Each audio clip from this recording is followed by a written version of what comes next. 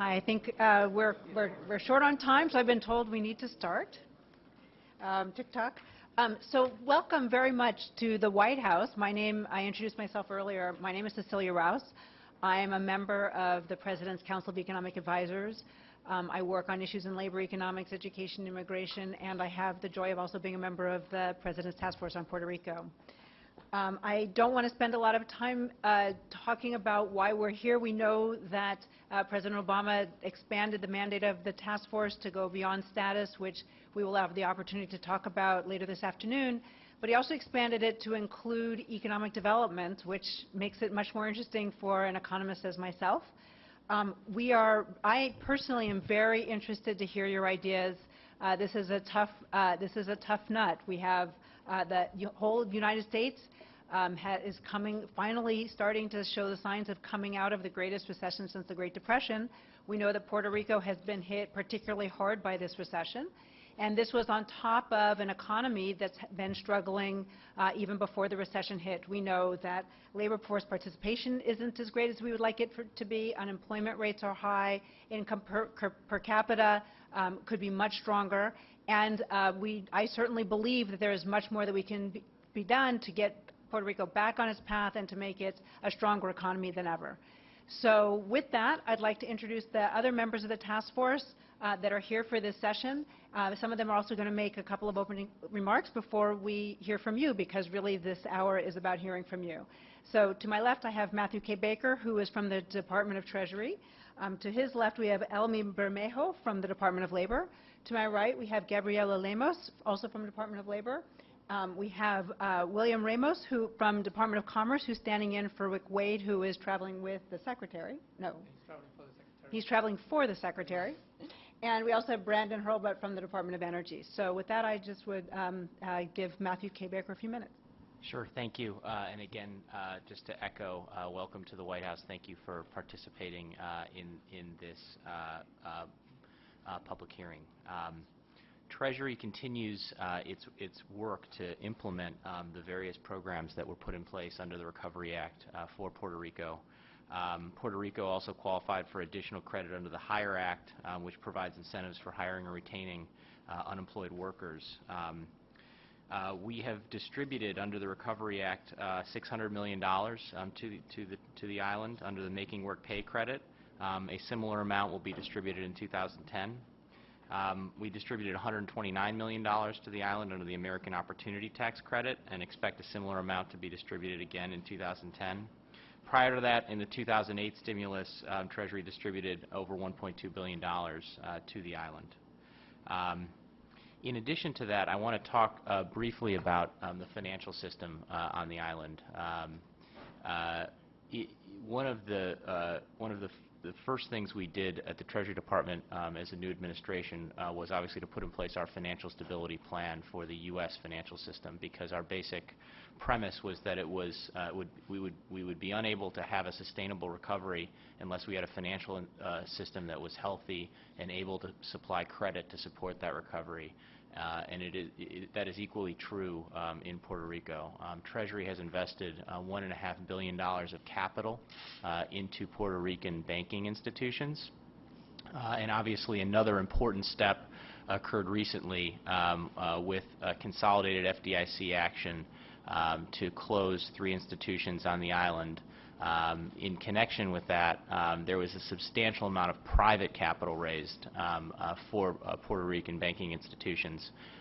Between capital raised and committed as part of that process, there was nearly $2 billion of capital raised or committed. That is the equivalent of the U.S. banking system raising nearly $200 billion of private capital, so in terms of the relative size of the two financial systems. So it's a large number. It was encouraging to see the Puerto Rican banking sector be able to find private capital. It's always been our premise that private capital is much more preferable to public capital and is better able to support lending and credit. I'm interested to hear from the group on credit conditions on the island. what your perception of what is happening day to day, and whether we are seeing some return to normalcy, or whether we're seeing a continuation of what was some obviously very troubling and difficult conditions that have existed over the last several years. Thanks.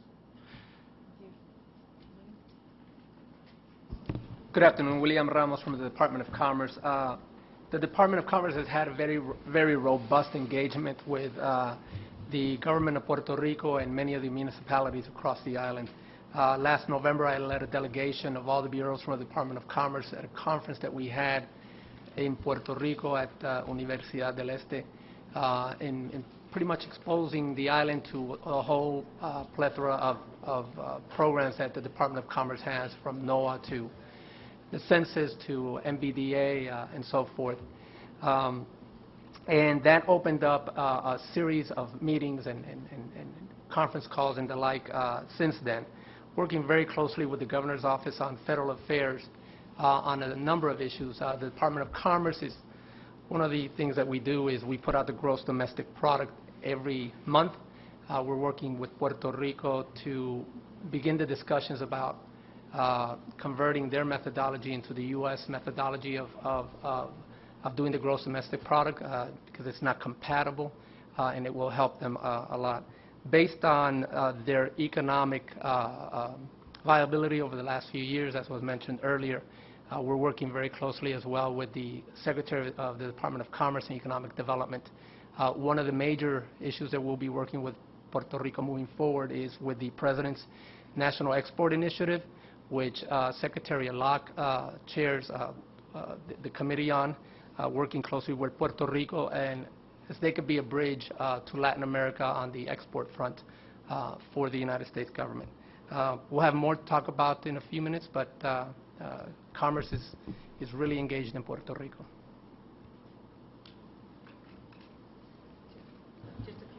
Sure. I'm Brandon Hurlbut from the Department of Energy. We have invested $125 million into Puerto Rico through the Recovery Act. We're very excited about some of the programs that are up and running there. We have 4 significant solar projects. We have retrofitted the Gurabo City Hall. We're involved in some of the smart grid planning, and we're also working closely with the 2 utilities about a possible transmission line between Puerto Rico and the Virgin Islands.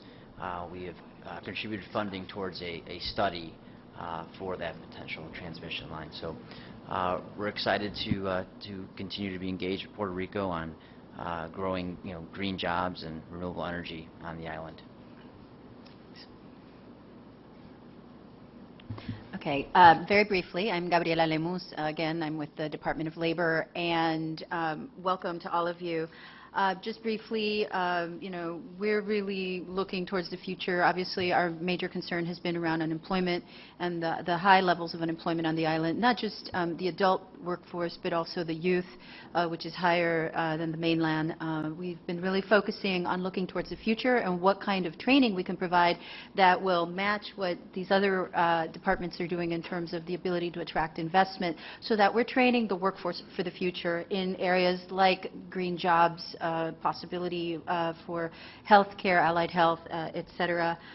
We toured along with everyone and received a lot of really interesting information from regional municipalities and regions, and municipalities, specifically around their interests, because we need to hear from you what you think, where the island can go and what kind of investments can be made, and how we can also better leverage our resources as we move forward.